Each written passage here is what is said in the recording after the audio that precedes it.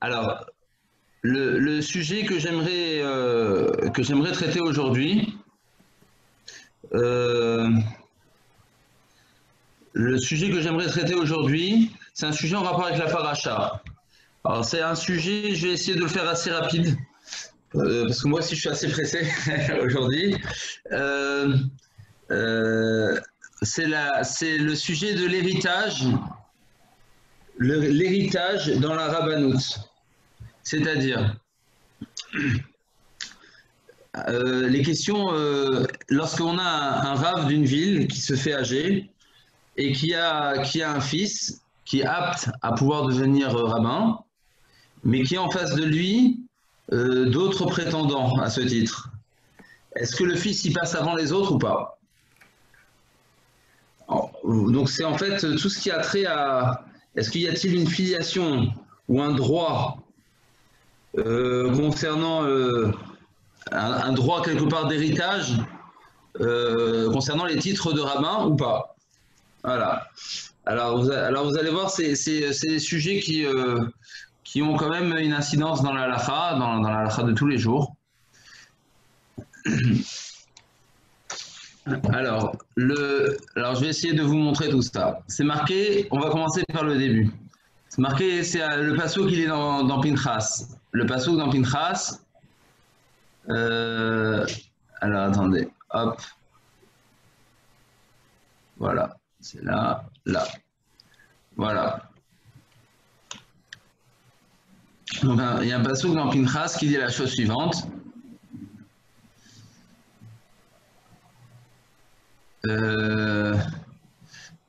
Alors, une seconde. Avant de commencer par le passouk dans Pinchas, je vais vous poser les questions qu'on va essayer de pouvoir traiter aujourd'hui. Première question. Donc c'est la question que j'ai posée. Est-ce que y a-t-il un droit de présélection concernant les enfants d'un rabbin d'une ville par rapport à des concurrents ou à des adversaires qui chercheraient à être rabbins de cette ville? Est-ce que lorsque la population de la ville n'est pas enclinte à accepter les enfants de ce rabbin, est-ce qu'ils ont un droit de veto? Troisième question, est-ce que il y a une différence entre l'héritage qui a trait au titre de rabbin d'un héritage qui a trait alors, y a-t-il une différence entre l'héritage concernant le titre de rabbin au niveau national et au niveau local? Est-ce que le gendre d'un rabbin, a-t-il aussi le droit d'être rabbin à titre d'héritage? Autant que le fils et la fille qui existent dans un héritage normal. On va essayer de connaître la définition de la fonction d'un rave ou d'un rabbin aujourd'hui. Il y a une Yerusha concernant le titre de Admour, donc le titre de Rav d'une Chassidoute. Et enfin, est-ce que quelqu'un qui travaille dans une yeshiva, est-ce que le fait qu'il soit fils ou gendre, eh bien, lui donne un droit à donner des shiurim plus importants ou pas dans une yeshiva? Voilà, donc ça c'est plus ou moins les questions qu'on va traiter. On va commencer par le début. Rashi, sur le passouk, alors, il y a Rashi sur le passouk Ulvilti sur mina mitzvah yamin usmol les maniarich yamim al memlarto ou uvanav bekerev Israël, un passouk dans Parashat Re'eh. Je traduis, je le mets un peu plus grand. Les maniarich yamim al memlarto, ça parle à propos afin que s'allongent les jours de sa royauté. Hu ubanav, de lui et de ses enfants. Bekerev Israël, au sein du klal Israël. Alors je vous le remets dans son contexte. Ce verset, il parle donc dans Parashat Re'eh, il me semble, non, dans Shoftim, au début du Shoftim, excusez-moi. Au début du, non, c'est dans Yud Zayin 4. Ouais, c'est bien au début de Shoftim. Au début de Shoftim. Attendez. Début du Shoftim. Ça parle des lois concernant le roi. Les vilti rum levavo me'echav, afin que son cœur ne s'élève pas au-dessus de ses frères, et afin qu'il ne se détourne pas du commandement à droite ou à gauche. Donc ça parle au fait qu'il n'a pas le droit d'avoir trop d'épouses et trop de chevaux et trop d'argent, afin qu'il prolonge les jours sur son royaume, lui et ses fils, au sein d'Israël. Dit Rashi, pour Banav, pourquoi le verset parle de lui et de ses enfants? On parle du roi ici. Pourquoi la Torah bifurque et parle soudainement de ses enfants? Magid, dit Rashi, Sheim beno hagun la malchut, que si le fils du roi est un homme capable de pouvoir supporter le titre royal, hu kodem lechol adam, il a un droit de préséance vis-à-vis de toute autre personne. Donc ça veut dire qu'il peut, on a le droit de le désigner roi, ou il a le droit peut-être lui de se désigner roi, s'il a les compétences requises pour être roi. Et il a un droit de préséance vis-à-vis de toute autre personne. Ça, c'est ce que dit Rashi par rapport à ça. On voit que ce droit de préséance, il n'est pas seulement vrai quant aux lois liées à la royauté, mais cela est vrai aussi quant aux lois liées à la Keuna, Kohen Gadol. Dit la Torah, Shivat Yamim Ilbasham Kohen Tartav Mibanav, Ashayavo Elo El Moed, les charrettes, Bakodesh. C'est un passouk qui se trouve donc à la fin de Shemot, dans la paracha de Tetzavé. Et dit la Torah, la chose suivante. Verset 30, chapitre 29.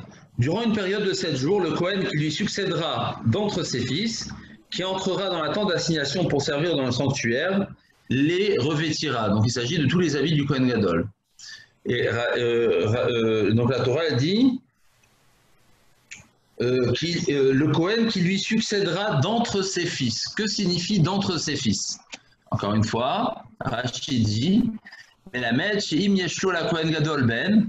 Donc cela nous apprend que si le Kohen Gadol, le grand prêtre, a un enfant, un fils, Memalet Mekomo, qui pourrait le remplacer, Imnu Kohen Gadol Tartav.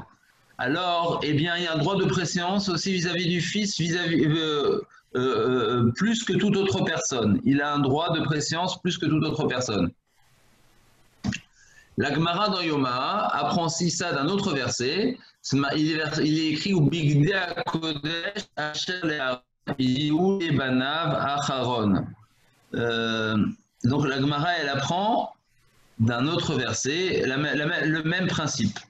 Le même principe, comme quoi le Kohen Gadol, s'il a un fils, ce fils passe avant toute autre personne. Il y a un droit de préséance. Dans Roukat aussi, on le voit. À la mort de Aaron, quand il met les habits à Éléazar. Ouais. Ouais, alors c'est exactement ça. Alors, ouais, on voit exactement ça, tout à fait. Tout à fait. Alors, j'aimerais justement parler donc de ce principe.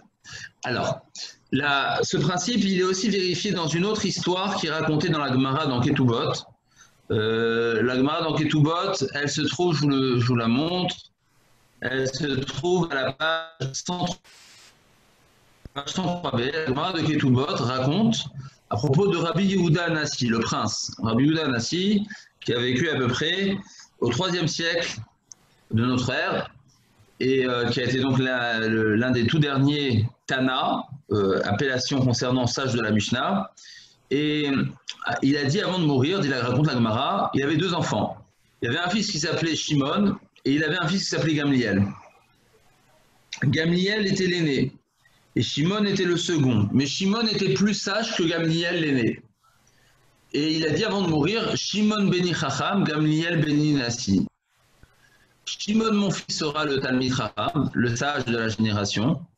celui qui statuera sur les halachot, sur les lois, Gamliel Beni Nassi, tandis que Gamliel, mon fils, sera le prince de la génération.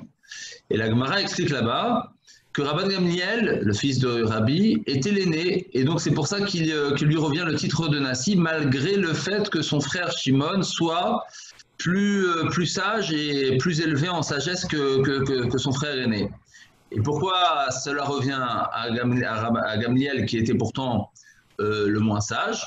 La Gemara explique, parce que l'héritage concernant le titre royal, ici c'était un titre de prince, hein, c'était le titre de Nassi, c'était le prince de la génération, sachant qu'à l'époque, il y avait deux titres très importants qui régissaient la vie juive en Babylonie ou en Israël. C'était le titre de Nassi, c'était le chef politique, ou le titre de Av Bedin, qui était le titre suprême religieux. Et donc, et la Gemara explique parce que l'héritage concernant l'héritage royal passe de père en fils aîné. Parce que l'aîné, c'est celui qui remplace le père, quand bien même le petit frère était bien plus sage que son grand frère. Eh bien, la Gemara dit, malgré tout, étant donné que Rabban Gamliel, il avait Yirat Achet, donc il avait la crainte d'Hachem, et donc les compétences pour pouvoir devenir Nassi, quand bien même il n'avait pas les compétences intellectuelles les plus pointues, malgré tout, cela lui revenait à titre d'aîné. Et la même chose, on voit dans le Rambam. Dans le Rambam, Ilchot Melachim, concernant les rois. Alors, je vous le montre, concernant les rois. Une seconde, voilà. Donc, il écrit le Rambam dans Ilchot Melachim, Halacha 7, Halacha Zain. Donc il commence par dire, lorsque on établit un roi, eh bien il faut le oindre. Alors cela était vrai pendant le Beit Rishon, hein, puisqu'après il n'y a plus tout ça, il n'y a plus l'huile d'onction. Et ensuite il dit, toute personne qui devance l'héritage matériel, eh bien, a un droit dans l'héritage royal. Et pas non seulement dans l'héritage royal. Et la kol hashcharot v'chol aminuim sheb'Israël Yerusha lebeno le ben beno adolam. Dit le Rambam, et c'est à partir de là que commence notre sujet. Ce n'est pas seulement un héritage royal duquel il s'agit, mais en fait il s'agit de tout titre de responsabilité. Kol hashcharot, c'est-à-dire tout titre de responsabilité, et toute nomination chez Israël, dans le clan Israël, Yerusha, les Beno, le Ben Beno Adolam. C'est un héritage qui se passe de père à fils ou de père à petit-fils, de manière éternelle. À condition bien sûr que le fils qui remplace son père ait les compétences de sagesse et de crainte d'Hachem. Si c'est un enfant qui avait les compétences concernant la crainte divine, mais pas concernant la sagesse, alors on le remplace, mais on lui fournira un précepteur qui lui enseignera la sagesse. Et le Rambam réitère ces halachot dans les halachot concernant la Keuna, dans les halachot Klei Hamikdash, dans lesquels il dit la même chose à propos du Kohen Gadol. Il s'agit de la même chose. Donc à partir de là, il s'agirait, selon le Rambam, d'une source de la Torah, comme quoi, eh bien, il y a une sorte d'héritage spirituel. Donc il existe non seulement un héritage notarial qui existe dans la Torah, notarial, mais il existe aussi un héritage spirituel, c'est-à-dire un héritage dans la fonction spirituelle, où une fonction peut se passer de père en fils, non seulement dans la royauté, mais aussi dans le titre de Kohen Gadol, mais aussi dans toute autre responsabilité communautaire et synagogale. Voilà, une fois qu'on a dit ça, alors si on réfléchit par rapport à la notion d'héritage, à première vue, on aimerait dire que l'héritage concernant le droit rabbinique, c'est-à-dire que le fils aurait un droit d'être rabbin à la place de son père dans la même ville, etc., eh bien, rentrerait dans l'héritage communautaire qu'a parlé le Rambam. Où il est marqué que le Rambam a dit que c'est un héritage patriarcal de père en fils ou de père à petit-fils de manière tout à fait ininterrompue. Cela n'est pas seulement à première vue, mais cela est prouvé des paroles du Rivache. Alors, je vous avais déjà amené le Rivache. Le Rivache, c'est l'un des tout premiers grands rabbins d'Algérie à l'époque du XIVe siècle. Il est venu d'Espagne, donc après c'était un élève du RAN, et le Ravi Yitzhak Bar Sheshat. Il est né à Barcelone, à peu près 600 ans, et il est mort à Alger. Donc l'un des plus grands rabbins d'Algérie. Et il dit la même chose. Il dit, ouais, pour la rabbanoute, cela est vrai. C'est-à-dire qu'un fils qui a un père rabbin pourra demander à avoir la place de rabbin à la place de son père. Le Rama, alors le Rabbi Moshe Isserlis, rabbin des Ashkenazim, c'est-à-dire celui qui a rajouté sur les paroles de Rabbi Yosef Karo de la ville de Cracovie au XVIe siècle, il écrit la même chose dans les halachot, dans ces halachot. Alors je vous les montre.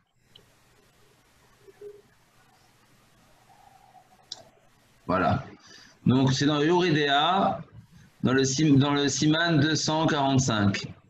Tout à la fin du Siman 245, dit le Rama, Mishurzak les Rav Beir, un homme qui a été établi et désigné comme étant Rav d'une ville. Afilou Irzik Batsmo Bezeshrara, bien qu'il n'ait pas été vraiment désigné de manière communautaire, mais qui s'est auto-désigné Rav de la ville et que cela a été accepté par les gens de la ville, En Orido Migdulato.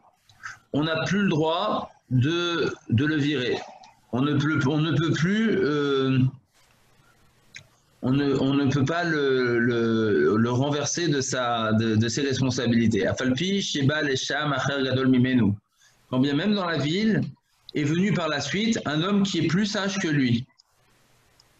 Si quelqu'un est venu encore plus sage que lui, ou est devenu plus sage que lui, c'est ce que dit le Rama, et c'est les paroles du Rivache, c'est, étant donné qu'il a été désigné et que ça a été institué ainsi, il sera avi rabbin. Quand bien même, il a perdu de ses facultés, ou bien d'autres ont des facultés supérieures aux siennes.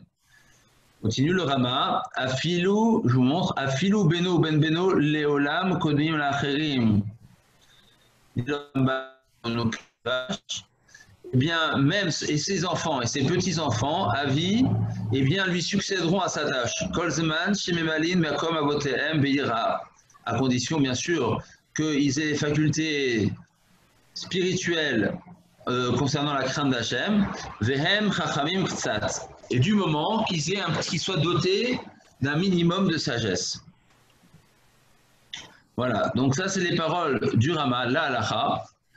Donc, non seulement on voit que le Rama, il tranche comme le Rambam, comme quoi il y a une prédestinée et un héritage dans les fonctions communautaires concernant la rabbanoute, mais cela se fait aussi de manière éternelle, comme dit le Rambam, et quand bien même cela se fait, quand bien même d'autres ont des facultés supérieures à cela même, eh bien, on ne leur enlève pas ce titre-là.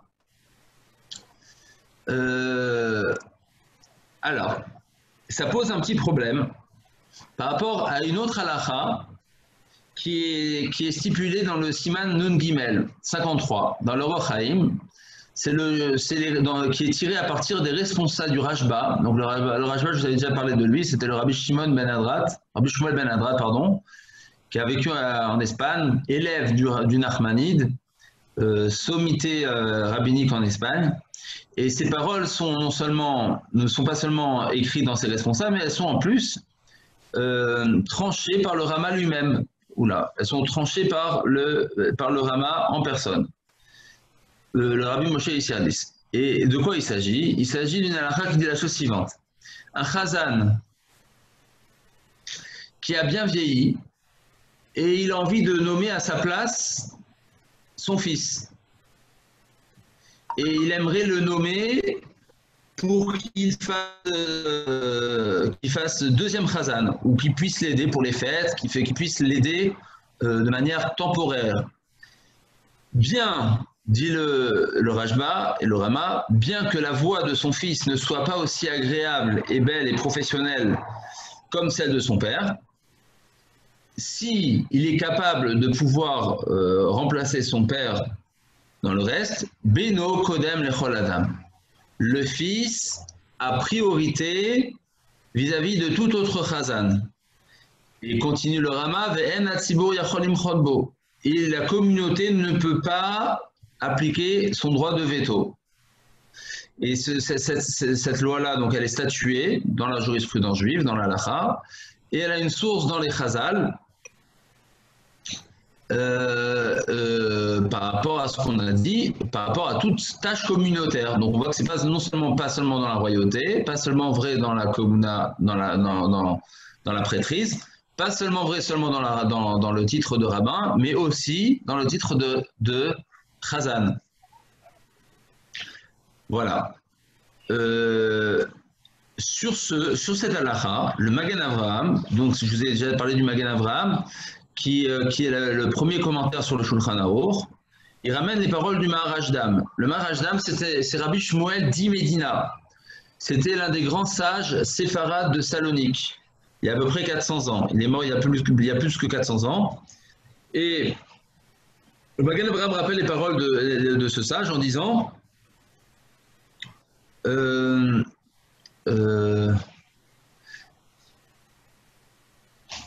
juste une seconde.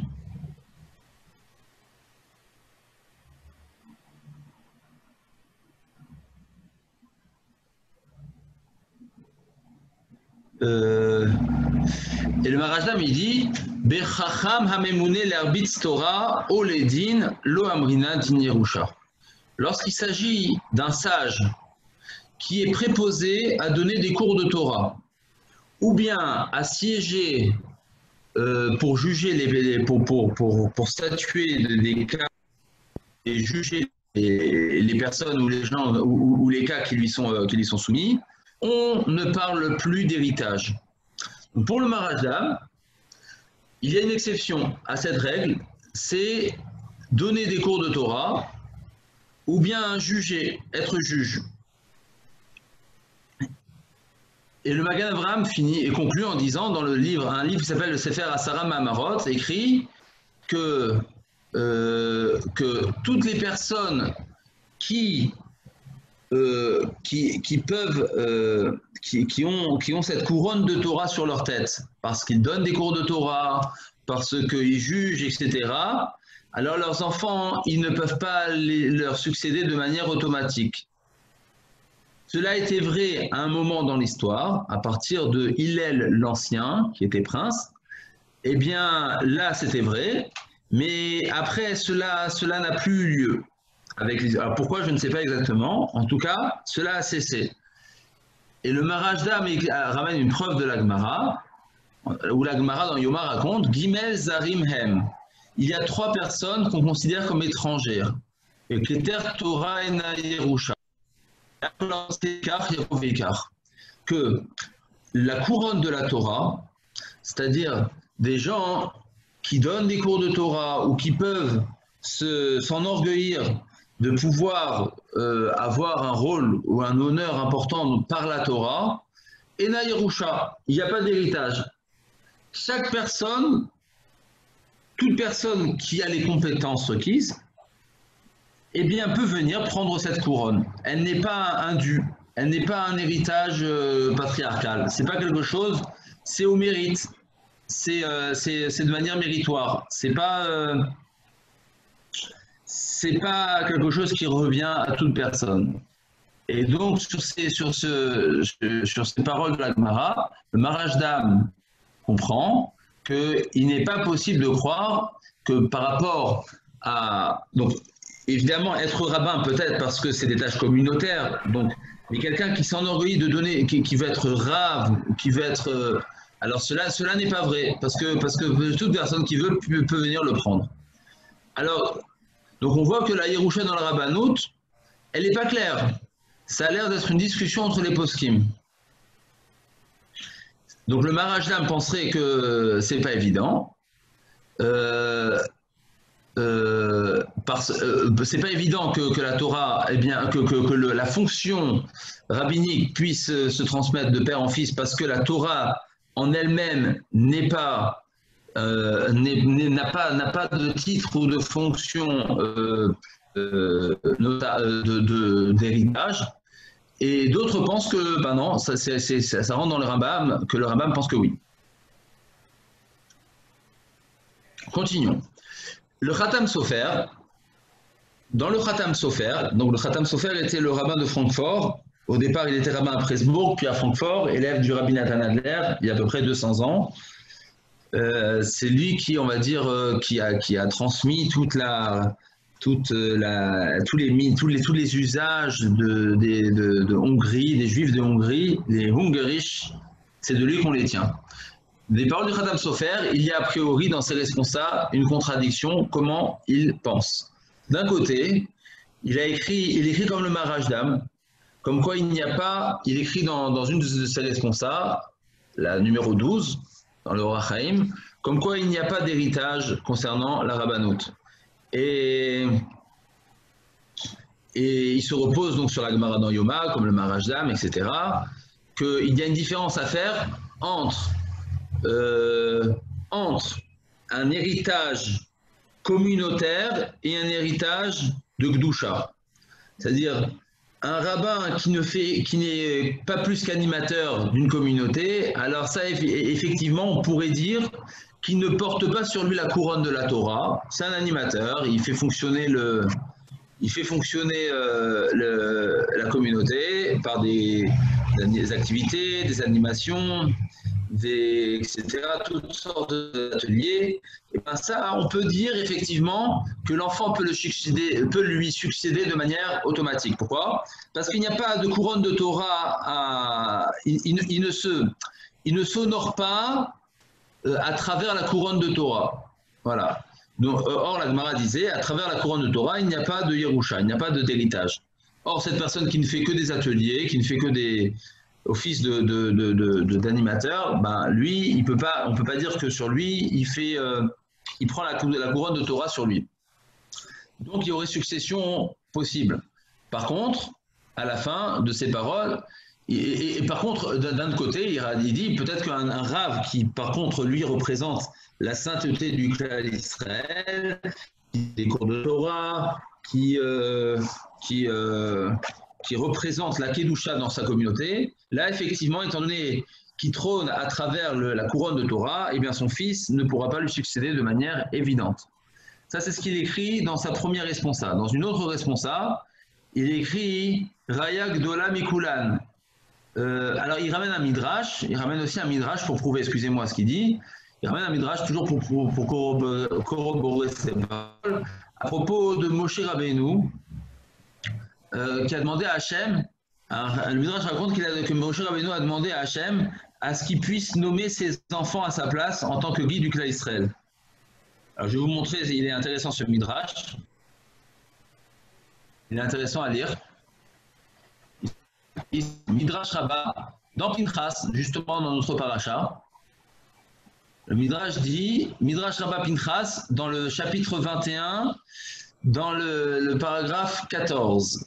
Vaïdaber Moshe el Hashem lemor, Yifkod Hashem Elokei Aruchot, dans Pinchas. À un moment, le Midrash il dit que Imabanot Yurshot Badin ou Shirshu Banet, dit, alors Hashem il a dit, Notser Tena Yochal Piria, Vanecha Yashu Lahem Velo Asku Batorah. Alors, Moshe Rabbeinu, il a voulu que ses enfants ils soient nommés à titre de guide du clan d'Israël, comme étant ses successeurs. Et Hachem, il lui a répondu, il lui a dit non, il ne mérite pas. Un passouk dans Michelet dit Notser Tena Yochal Piria. Celui qui cueille la figue, il mangera de son fruit. Tes enfants, ils n'ont pas étudié la Torah comme Yoshua l'a fait. Et donc, Yoshua qui a durement, qui s'est attelé à la tâche d'étudier la Torah, c'est lui qui mangera de ce fruit. C'est lui à qui revient la fonction de guide et chef suprême du clan d'Israël. הרבה שירתך והרבה חלק לך כבוד, והוא היה משכים ומעריב בבית הבת שלך. הוא היה מסדר את הספסלים. On dit que Yoshua, c'est lui qui se levait tôt le matin pour étudier, qui se couchait tard pour étudier. Ou Ayam Mesader et Asafsalim, le Midrash dit que Yoshua, c'est lui qui rangeait les bancs des maisons d'études dans le désert. Vehu Pores et Amartselaot. Et c'est lui qui étendait les tapis pour que les gens puissent marcher dans les maisons d'études. Oui, donc en fait, il avait une double fonction. Non seulement il étudiait, mais il était aussi Shamesh. Il était le Shamash. Étant donné qu'il t'a servi de toutes ses forces, Kedai, Hu Yeshe Shamash et Israël. Eh bien, ça lui revient comme quoi c'est à lui que revient le pouvoir de la fonction de guide du clan d'Israël. Chez Nom Be'abed Sacharo, afin qu'il ne perde pas de son salaire. Donc de ce Midrash que ramène le Khatam Sofer, il apparaît clairement comme quoi c'est pas évident. C'est pas évident. Moshe, vous voyez bien, il a voulu que ses enfants lui supplantent, et Moshe Hachem n'a pas été d'accord. Et à la fin, dans sa conclusion, dans cette chouva, il dit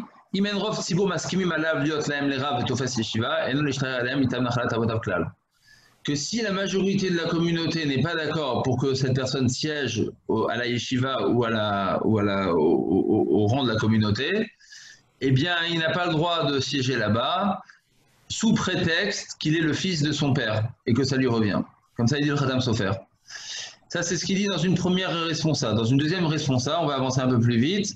Dans une deuxième responsa, il dit le Khatam Sofer, celle d'après, dans le Siman Yud Gimel 13, il dit ça a l'air que le Khatam Sofer s'est rétracté de ce qu'il dit. Parce qu'une fois qu'il dit que. Au départ, il commence à dire qu'il n'y a pas d'héritage dans la Rabbanout. Et ensuite, il écrit Vomna Mayom Chazarti. Je me rétracte. Veiyanti Bezé et j'approfondis le sujet et je suis prêt à. Et je pense que le Rama, il a raison, le Rabbi Moshe Isserlis a raison. De Vadaï Nasi Torah Bisman Chazal Ayakel Minui Kidusha Levad Dosherut.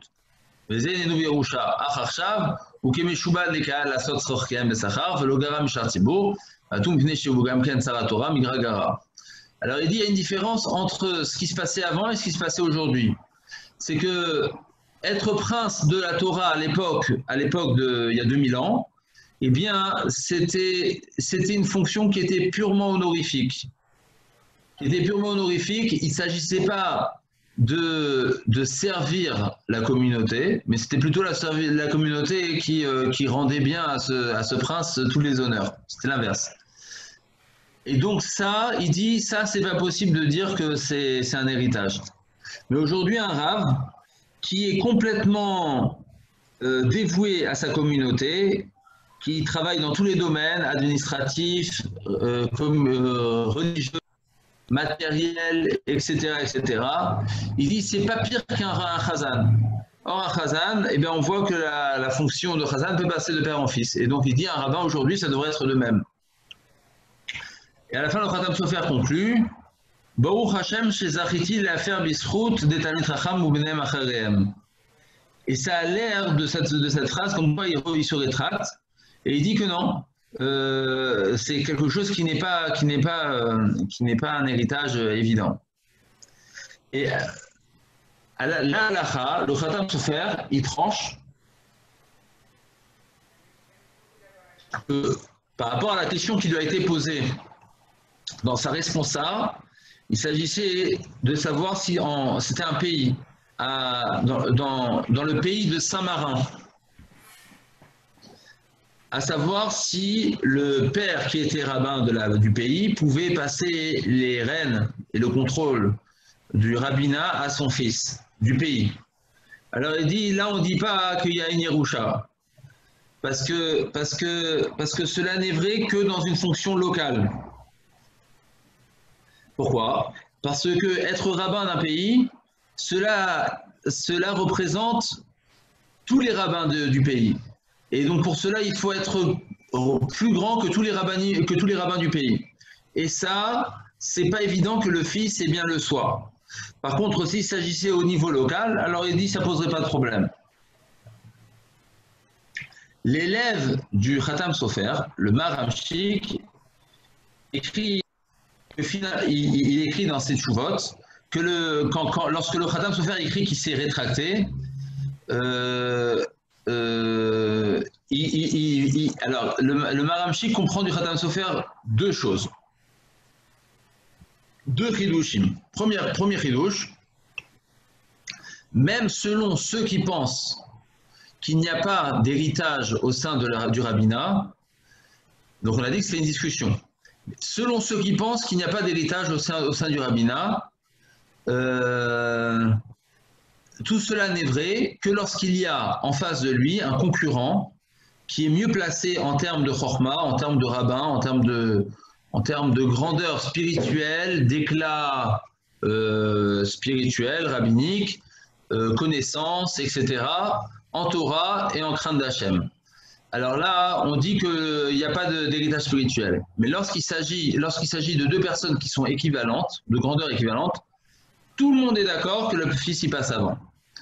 Le Maramchi comprend ça du Khatam Sofer. Deuxième chose qu'il dit qu'il faut comprendre du Khatam Sofer, c'est que quand bien même on pense qu'il y a un héritage au sein du rabbinat, cela n'est vrai qu'à partir du moment où il y a l'aval des juifs de la communauté. Pourquoi? Parce que la Gemara dit dans Brachot, dit-il, page 59a, on a le droit de nommer un responsable sur la communauté seulement si le tzibour a été concerté en ce sens. Et donc il comprend des paroles du Khatam Sofer que quand bien même il y a filiation, c'est-à-dire il y a droit de succession par rapport à la rabbanout, cela n'est vrai que s'il y a l'aval de la communauté.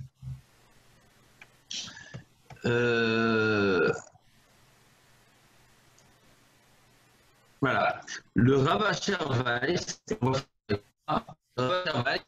il fait remarquer comme quoi cette notion de Yerusha qui a trait au rabbinat, ou à la royauté, ou à la keuna, ou au chazan, eh bien, elle a une définition qui est différente du droit notarié, de la succession notariale.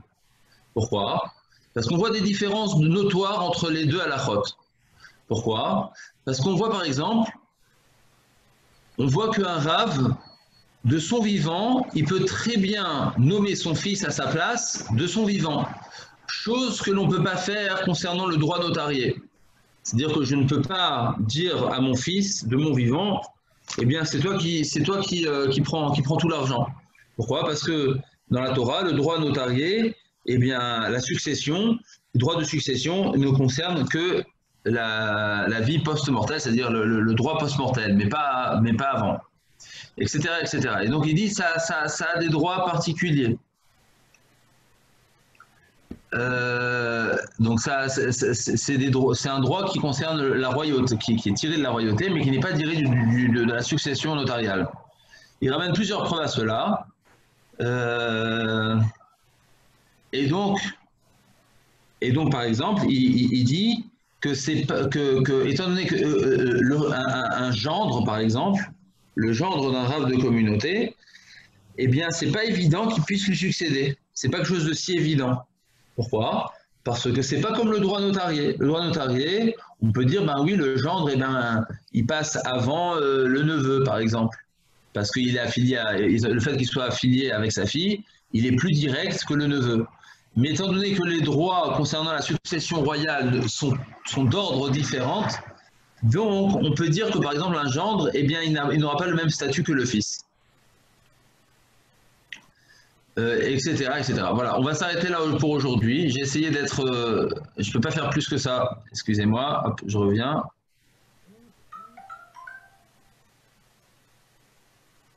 Voilà, je dois m'arrêter. J'ai essayé d'être le plus concis. J'espère que c'était clair.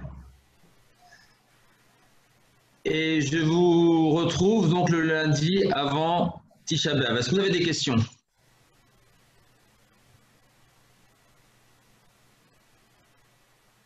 Ok. Alors, je vous laisse pour aujourd'hui et on se retrouve dans 3 semaines. À très bientôt. Il faut déjà que le père est transmis à l'enfant. Alors, c'est ce qu'on a dit. Il faut que l'enfant, pour qu'il puisse devenir rabbin, il faut qu'il ait un minimum de sagesse ou un minimum de chorma ou de ira. Parce qu'en fait, on comprend au niveau de la royauté, parce que quelque chose dans la royauté fait que c'est Hachem qui a désigné le roi. Ouais. Alors que dans le fait d'être rabbin de communauté, c'est un choix personnel souvent. Alors, oui, mais Madame Sadia, le problème c'est comme ça, c'est que le roi, le premier qui a été nommé roi, c'est vrai, c'est par Hachem, par la parole d'un prophète. Mais ensuite, concernant ses enfants, Dieu n'a rien dit. C'est quand même une famille, ça veut dire Hachem, il a désigné Yehuda pour, le Shevet Yehuda pour être Meller, pardon. Ouais, j'ai compris. Mais pourquoi vous ne diriez pas la même chose à propos du rabbin? C'est que si Hachem il a fait en sorte que les choses se passent de telle sorte à ce que cette personne devienne rabbin, eh bien, c'est qu'il accepte et il convient que c'est cette famille qui doit devenir rabbin. Je ne sais pas, le rabbin, il n'est pas obligé d'écrire un Sefer Torah. Non. Le roi, il est obligé d'écrire un Sefer Torah. Donc, il y a une allégeance différente. C'est pas parce que Hachem le veut, le Sefer Torah. C'est parce que derrière la fonction royale se cache une fonction spirituelle qu'il doit honorer. Tout à fait, alors que ce n'est pas dit pour le rabbin. Si. Il doit faire aussi. Non, il ne doit pas écrire un Sefer Torah, mais il a aussi une fonction de Torah honorée. Je ne sais pas. Pas à travers l'écriture d'un Sefer Torah, mais je vais vous donner un exemple, je vais vous donner un exemple. Un roi à qui on a déshonoré, est-ce qu'il peut pardonner ce déshonneur? On en avait déjà parlé une fois.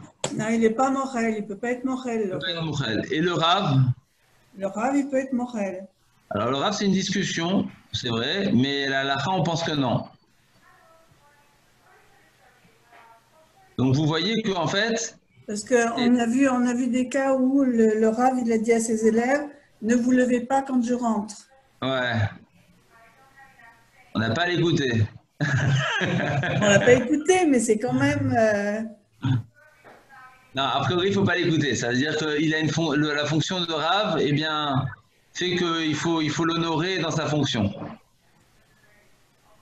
Vous voyez? Voilà. Donc en fait, je pense que c'est plus ou moins la même chose. Non. Claire? On va réfléchir à tout ça. Ok. Ben, je vais vous laisser réfléchir. Tov. On se revoit dans 3 semaines.